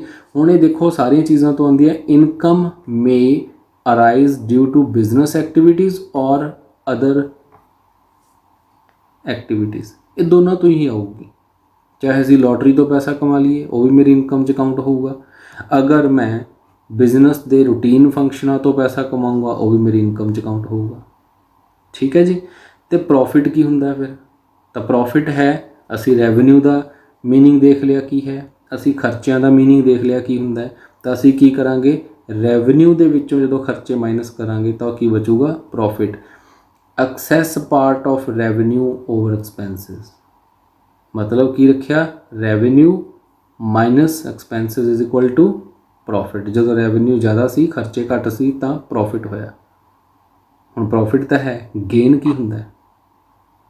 हुण गेन है ये इरैगूलर नेचर का है, प्रॉफिट रैगूलर नेचर का हुंदा है। ये कित्थों आंदा साडे कोल? गेन कित्थों आंदा है? जदों असीं की करदे हां, सेल ऑफ फिक्स एसट्स करदे हां। फिक्स एसट्स नूं बेच के जो मैनूं प्रॉफिट हुंदा उहनूं मैं की बोलिया? गेन करना। ये साडियां इरैगूलर एक्टिविटीज़ चों आंदा है। तो फिर लॉस की हुंदा है? प्रॉफिट का उल्टा कर दो। इत्थे असीं फॉर्मूला की लगाया? Revenue minus expenses. हुण असीं की करांगे? एक्सपेंसिस माइनस रैवन्यू कर दांगे, मतलब उल्ट कर Dange. Access of revenue access of expenses over revenue. जदों खर्चे वध जांदे आ, रैवन्यू घट जांदा है, तो फिर सानू की फेस करना पैंदा है? लॉस। लॉस फिर किन्नी तरह का हो सकता है? लॉस नॉर्मल लॉस भी हो सकता है, अब नॉर्मल लॉस भी हो सकता है। देखो नॉर्मल लॉस किहड़ा है? जिहड़ा होना ही हुंदा लगभग, जिन्हों असीं कंट्रोल नहीं कर सकते, है ना। मार्केट दियां डिमांड चेंज हो रही है, असीं उसनूं कंट्रोल नहीं कर सकते। असीं पेट्रोल का काम कर रहे हैं, पेट्रोल वैपोरेट हो जाता है, उन्होंने असीं कंट्रोल नहीं कर सकते। ठीक है जी। इस तरह जो अबनॉर्मल लॉस है, अबनॉर्मल लॉस जिहड़ा कि ह्यूमनस की गलती दे नाल हुंदा है, साडी मिसकेयर दे नाल हो जाता है, जिमें कि थैफ्ट, चोरी हो गई, अग लग गई। ठीक है, ये अबनॉर्मल लॉस है। अबनॉर्मल लॉस नूं असीं कवर कर सकते हैं, कंट्रोल कर सकते हैं। थोड़ी जी असीं सावधानी रखीए तो असीं इहनूं कंट्रोल कर सकते हैं, बट नॉर्मल लॉस नूं असीं कंट्रोल नहीं कर सकते। ये मार्केट सिचुएशनस के उपर डिपेंड करता है जो नॉर्मल लॉस हुंदा है। ठीक है, थोड़ी बहुती असीं स्टडी करके उस तरह की प्लैनिंग करके असीं मार्केट के जिहड़े लॉस हुंदे आ प्लैनिंग का या कंज्यूमर टेस्ट हैबिट का, तो इन्हां नूं असीं थोड़ा बहुता कंट्रोल कर सकते हैं, बट ज़्यादा कंट्रोल इन्हां दे उपर साडा नहीं हुंदा। नॉर्मल लॉस जिहड़ा है इंश्योरेंस पॉलिसीज़ के अंडर नहीं आंदियां ये चीज़ां, लेकिन अब नॉर्मल लॉस जिहड़ा है ये साडी इंश्योरेंस पॉलिसी के अंडर आ जाते हैं। अग का हो जाता है या चोरी का हो जाता है। ठीक है ना। सो इस तरह की चीज़ां। नैक्सट साडे कोल है परचेजेस। परचेजेस असीं किस नूं कहने? बाय एनीथिंग, कुछ भी खरीदना। बाय एनीथिंग और getting anything from supplier against payment of money और चेक और on credit basis for business during the financial year. देखो फाइनैंशियल ईयर के अंदर अंदर असीं जो सप्लायर तो चीज़ां खरीदते हैं, कुछ भी, चाहे वो एसट है, चाहे वो गुड्स खरीदियां सी, समान खरीदिया अपना रैगूलर बेचण वास्ते, और चाहे असी वो कैश बेस ते खरीदिया, चाहे असी चैक दे के खरीदिया, चाहे असी उधार ते खरीदिया, उस प्रोसैस नूं कि समान लिया, पेमेंट दित्ती या नहीं दित्ती, उस प्रोसैस नूं असी की बोलते हैं? उस नूं असी परचेज का नाम दिंदे हां। क्लीयर जी। नैक्सट पॉइंट है साडे कोल सेल। सेल करनी हुण की हुंदी है? सारा कुछ किसी होर परसन नूं देना, सेम चीज़ां, चाहे असी इहदे बदले पैसा लिया, चाहे असी चैक लिया, चाहे असी उधार ते कीता, इहनूं असी सेल कह दित्ता।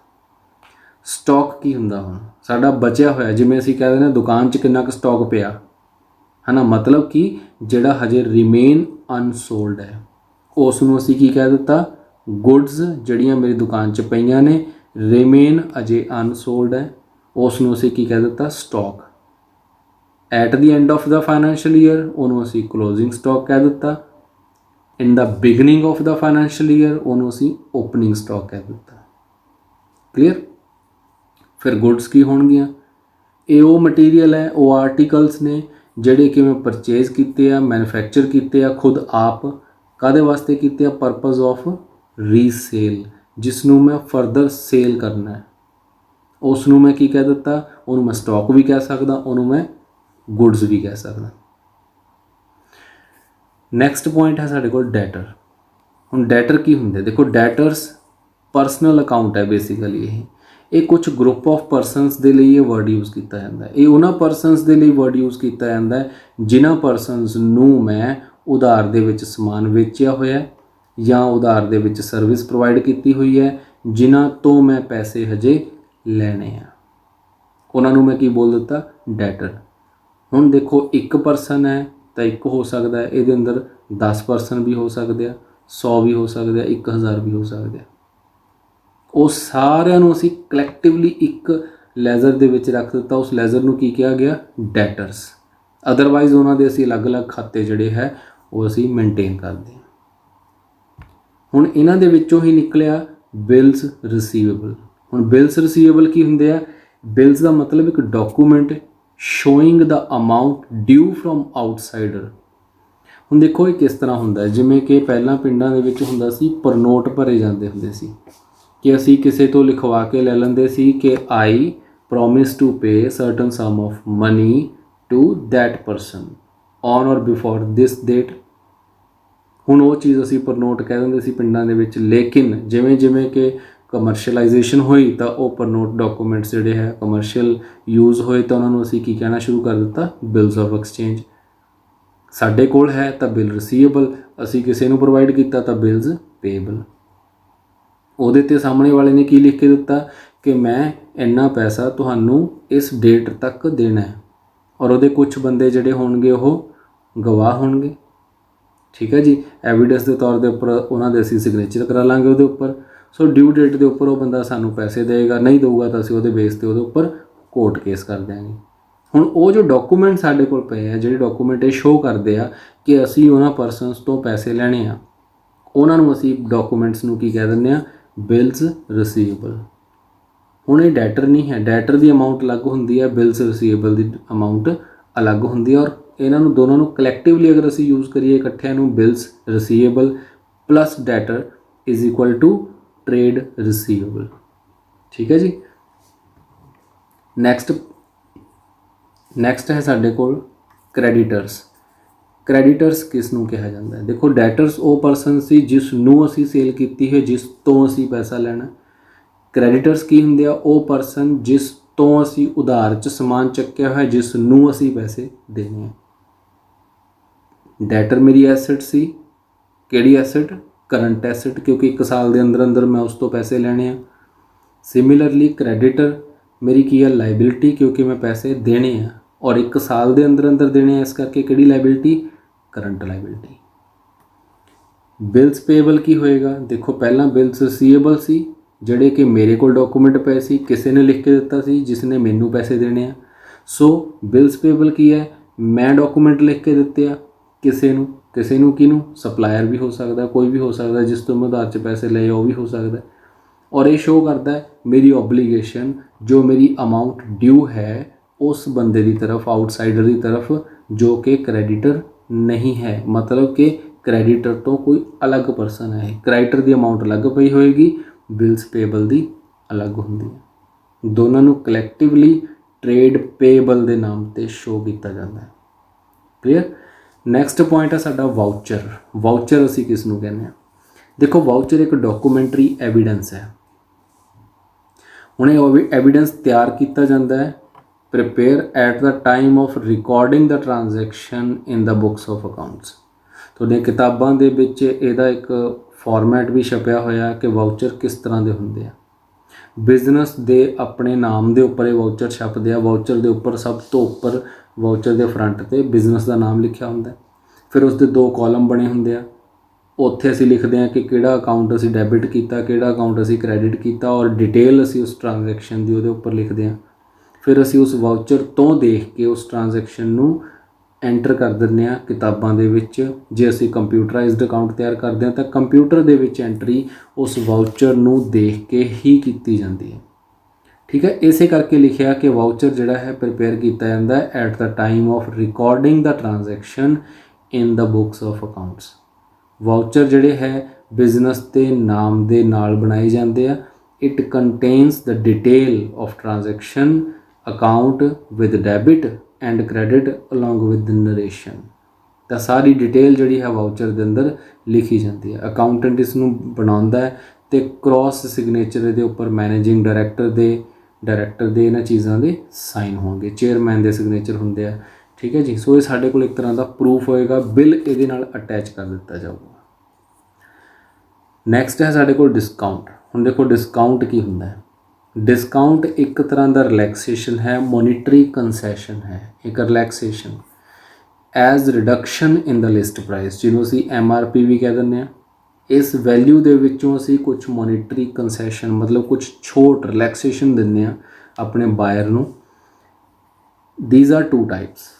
किहड़ियां टाइप्स हैं इसदियां? एक ट्रेड डिस्काउंट है, एक कैश डिस्काउंट हुंदा है। हुण ट्रेड डिस्काउंट किहड़ा हुंदा है? ट्रेड डिस्काउंट है जिहड़ा कि एक मॉनिटरी कंसैशन असीं दिंदे आ given by the seller to the buyer on the invoice price of goods and services. ਹੁਣ ਦੇਖੋ ਸੈਲਰ ਦੁਆਰਾ ਬਾਇਰ ਨੂੰ ਇੱਕ ਉਹਦੇ MRP ਦੇ ਉੱਪਰ ਇੱਕ ਲਿਸਟ ਪ੍ਰਾਈਸ ਦੇ ਉੱਪਰ ਇੱਕ ਕੰਸੈਸ਼ਨ, ਇੱਕ ਛੋਟ, ਇੱਕ ਰਿਲੈਕਸੇਸ਼ਨ ਜਿਹੜੀ ਹੈ ਉਹ ਪ੍ਰੋਵਾਈਡ ਕੀਤੀ ਜਾਂਦੀ ਹੈ। ਜਨਰਲੀ ਜਿਹੜਾ ਟ੍ਰੇਡ ਡਿਸਕਾਊਂਟ ਹੈ ਇਹਨੂੰ ਨਵੇਂ ਪ੍ਰੋਡਕਟ ਦੇ ਉੱਪਰ ਯੂਜ਼ ਕੀਤਾ ਜਾਂਦਾ ਹੈ। ਨਵਾਂ ਪ੍ਰੋਡਕਟ ਜਿਸ ਦਾ ਪ੍ਰਾਈਸ ਹੋਊਗਾ 20,000, ਅਸੀਂ ਉਹਨੂੰ ਪ੍ਰੋਵਾਈਡ ਕਿੰਨੇ ਦਾ ਕਰ ਰਹੇ ਹਾਂ? ਅਸੀਂ ਉਹਨੂੰ 18,000 ਦਾ ਮਾਰਕੀਟ 'ਚ ਵੇਚ ਰਹੇ ਹਾਂ, ਅਸੀਂ ਉਹਨੂੰ 15,000 ਦਾ ਵੇਚ ਰਹੇ ਹਾਂ। ਉਹ ਅਸੀਂ ਡਿਸਕਾਊਂਟ ਜਿਹੜਾ ਪ੍ਰੋਵਾਈਡ ਕਰ ਰਹੇ ਹਾਂ ਨਵੇਂ ਪ੍ਰੋਡਕਟ ਨੂੰ ਮਾਰਕੀਟ 'ਚ ਉਤਾਰਨ ਦੇ ਲਈ, ਤਾਂ ਜੋ ਲੋਕ ਉਸ ਨੂੰ ਪਰਚੇਜ਼ ਕਰਨ, ਯੂਜ਼ ਕਰਨ, ਉਸ ਦੀ ਮਾਰਕੀਟ ਬਣੇ। ਇਸ ਕਰਕੇ ਅਸੀਂ ਟ੍ਰੇਡ ਡਿਸਕਾਊਂਟ ਉਸ ਦੇ ਉੱਪਰ ਯੂਜ਼ ਕਰਦੇ ਹਾਂ। ਫॉर ਅਕਾਊਂਟਿੰਗ ਪਰਪਸ ਦੇ ਲਈ ਟ੍ਰੇਡ ਡਿਸਕਾਊਂਟ ਅਸੀਂ ਕਿਤਾਬਾਂ ਦੇ ਵਿੱਚ ਜਿਹੜਾ ਹੈ ਸ਼ੋ ਨਹੀਂ ਕਰਦੇ। ਠੀਕ ਹੈ ਜੀ, ਬਸ ਇਹਨੂੰ ਅਸੀਂ ਕਿਤਾਬਾਂ ਦੇ ਵਿੱਚ ਸ਼ੋ ਨਹੀਂ ਕਰਨਾ, ਬਾਏ ਰੂਲਸ ਇਹ ਚੀਜ਼ਾਂ ਨੇ। ਹੁਣ ਫਲੈਟ, ਜਿਵੇਂ ਇਹਦੀ ਐਗਜ਼ਾਮਪਲ ਅਸੀਂ ਲੈਂਦੇ ਹਾਂ, ਤੁਸੀਂ ਸ਼ੌਪਸ ਦੇ ਬਾਹਰ ਦੇਖਿਆ ਹੋਊਗਾ ਫਲੈਟ 30% ਆਫ, ਫਲੈਟ 25% ਆਫ, ਠੀਕ ਹੈ, ਫਲੈਟ 50% ਆਫ। ਉਹ ਕੀ ਆ? ਉਹ ਟ੍ਰੇਡ ਡਿਸਕਾਊਂਟ ਹੈ। ਜਿਸ ਤਰ੍ਹਾਂ ਦਾ ਮਰਜ਼ੀ ਐਨੀ ਕਾਈਂਡ ਆਫ ਬਾਇਰ ਜਿਹੜਾ ਹੈ ਉੱਥੇ ਚਲਾ ਜਾਵੇ, ਉਹ ਹਰੇਕ ਨੂੰ ਉਹਨਾਂ ਡਿਸਕਾਊਂਟ ਜਿਹੜਾ ਹੈ ਮਿਲਣਾ ਹੀ ਮਿਲਣਾ ਹੈ। ਇਰਰਿਸਪੈਕਟਿਵ ਹੈ, ਚਾਹੇ ਤੁਸੀਂ ਕੈਸ਼ ਪੇਮੈਂਟ ਕੀਤੀ ਚਾਹੇ ਨਹੀਂ ਕੀਤੀ, ਉਹ ਡਿਸਕਾਊਂਟ ਤੁਹਾਨੂੰ ਮਿਲੇਗਾ ਹੀ ਮਿਲੇਗਾ। ਉਹਨੂੰ ਅਸੀਂ ਕੀ ਬੋਲਦੇ ਹਾਂ? Trade discount. ਕਸਟਮਰਸ ਨੂੰ ਆਪਣੀ ਤਰਫ ਅਟਰੈਕਟ ਕਰਨ ਦੇ ਲਈ, ਜਾਂ ਨਵੇਂ ਪ੍ਰੋਡਕਟ ਨੂੰ ਮਾਰਕੀਟ 'ਚ ਲਾਂਚ ਕਰਨ ਲਈ, ਜਾਂ ਨਵਾਂ ਜਿਹੜਾ ਬਿਜ਼ਨਸ ਸੈੱਟ ਹੁੰਦਾ ਹੈ ਉਹ ਕਈ ਵਾਰ ਆਪਣੀਆਂ ਚੀਜ਼ਾਂ ਦੇ ਉੱਪਰ ਇਸ ਤਰ੍ਹਾਂ ਦਾ ਡਿਸਕਾਊਂਟ ਆਫਰ ਕਰ ਦਿੰਦਾ। ਹੁਣ ਕੈਸ਼ ਡਿਸਕਾਊਂਟ ਕੀ ਹੈ? ਆਪਾਂ ਸਾਰਿਆਂ ਨੂੰ ਪਤਾ ਹੈ। ਦੇਖੋ ਟ੍ਰੇਡ ਡਿਸਕਾਊਂਟ ਤੋਂ ਬਾਅਦ ਵੀ ਇੱਕ ਅਮਾਊਂਟ ਬਣਦੀ ਹੈ। ਹੁਣ ਉਹ ਅਮਾਊਂਟ ਕਿਵੇਂ? ਆਪਾਂ ਡਾਇਰੈਕਟ ਦੀ ਐਗਜ਼ਾਮਪਲ ਦੇਖਦੇ ਹਾਂ। ਸੇ ਫॉर ਐਗਜ਼ਾਮਪਲ ਕਿ 9,000 ਦੀ ਚੀਜ਼ ਸੀ ਔਰ ਬੰਦਾ ਆਪਾਂ ਨੂੰ ਸੇਲਸਮੈਨ ਜਿਹੜਾ ਹੈ 8800 ਦੀ ਉਹ ਚੀਜ਼ ਵੇਚ ਰਿਹਾ, ਮਤਲਬ ਉਹਨੇ 200 ਰੁਪਏ ਸਾਨੂੰ ਕੀ ਕੱਟ ਲਿਆ? ਟ੍ਰੇਡ ਡਿਸਕਾਊਂਟ ਸਾਨੂੰ ਛੱਡ ਦਿੱਤਾ।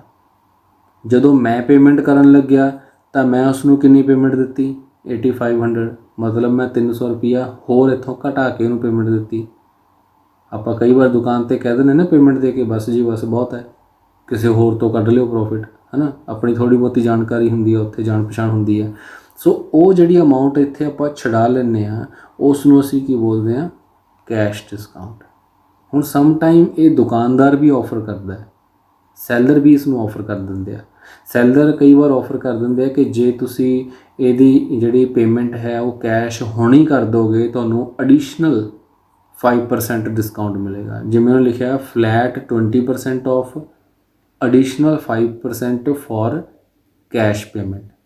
ਅਗਰ ਤੁਸੀਂ ਇਮੀਡੀਏਟਲੀ 5000 ਜਿਹੜਾ ਕੈਸ਼ ਹੈ ਉਹ ਪੇ ਕਰੋਗੇ ਤਾਂ ਤੁਹਾਨੂੰ ਕੀ ਆ 5% ਐਕਸਟਰਾ ਡਿਸਕਾਊਂਟ ਜਿਹੜਾ ਦਿੱਤਾ ਜਾਏਗਾ।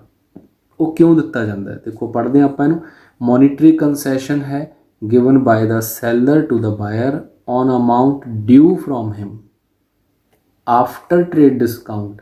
ਜਿਹੜੀ ਅਮਾਊਂਟ ਕਸਟਮਰ ਦੇ ਵੱਲ ਡਿਊ ਹੁੰਦੀ ਹੈ ਉਹਦੇ ਉੱਪਰ ਡਿਸਕਾਊਂਟ ਜਿਹੜਾ ਹੈ ਸੈਲਰ ਪ੍ਰੋਵਾਈਡ ਕਰਦਾ ਹੈ। Cash discount is provided to attract the buyer for early payment to get the benefit of discount। ਇਹ ਅਸੀਂ ਕਿਉਂ ਪ੍ਰੋਵਾਈਡ ਕਰਦੇ ਹਾਂ? ਸੋ ਦੈਟ ਕਿ ਕਸਟਮਰ ਸਾਨੂੰ ਅਰਲੀ ਜਲਦੀ ਪੇਮੈਂਟ ਕਰ ਦੇਵੇ। ਇਸ ਕਰਕੇ ਅਸੀਂ ਉਸ ਨੂੰ ਇੱਕ ਐਡੀਸ਼ਨਲ ਬੈਨੀਫਿਟ ਪ੍ਰੋਵਾਈਡ ਕੀਤਾ। ਅਗਰ ਉਸਨੇ ਬੈਨੀਫਿਟ ਅਵੇਲ ਕਰਨਾ ਹੈ ਤਾਂ ਉਹਨੂੰ ਸਾਨੂੰ ਜਲਦੀ ਪੇਮੈਂਟ ਦੇਣੀ ਪਊਗੀ। ਕੈਸ਼ ਡਿਸਕਾਊਂਟ ਜਿਹੜਾ ਹੈ ਸੈਲਰ ਦੇ ਲਈ ਇੱਕ ਲੋਸ ਹੈ, ਬਾਇਰ ਦੇ ਲਈ ਇੱਕ ਫਾਇਦਾ, ਔਰ ਕੈਸ਼ ਡਿਸਕਾਊਂਟ ਕਿਤਾਬਾਂ ਦੇ ਵਿੱਚ ਰਿਕਾਰਡ ਕੀਤਾ ਜਾਏਗਾ। ਠੀਕ ਹੈ ਜੀ, ਇਹ ਸੀ ਆਪਣੀ ਓਵਰਆਲ ਟਰਮੀਨੋਲੋਜੀ ਜਿਹੜੀ ਕਿ ਮੋਸਟ ਇੰਪੋਰਟੈਂਟ ਹੈ ਤੁਹਾਡੇ ਲਈ। ਇਸ ਨੂੰ ਇੱਕ ਵਾਰ ਸੁਣੋ, 2 ਵਾਰ ਸੁਣੋ, ਕਿਤਾਬ ਤੋਂ ਪੜ੍ਹੋ। ਜੇ ਕੋਈ ਪ੍ਰੋਬਲਮ ਆਉਂਦੀ ਹੈ ਦੈਨ ਤੁਸੀਂ ਮੈਨੂੰ ਮੈਸੇਜ ਕਰਕੇ ਪੁੱਛ ਸਕਦੇ ਹੋ। ਬਾਰ-ਬਾਰ ਕਹਿ ਰਹੇ ਹਾਂ ਕਿ ਬਹੁਤ ਇੰਪੋਰਟੈਂਟ ਹੈ, ਇਸ ਨੂੰ ਧਿਆਨ ਨਾਲ ਕਰਨਾ। ਠੀਕ ਹੈ ਜੀ, thanks for watching. Subscribe and share the channel for the next update. Thank you.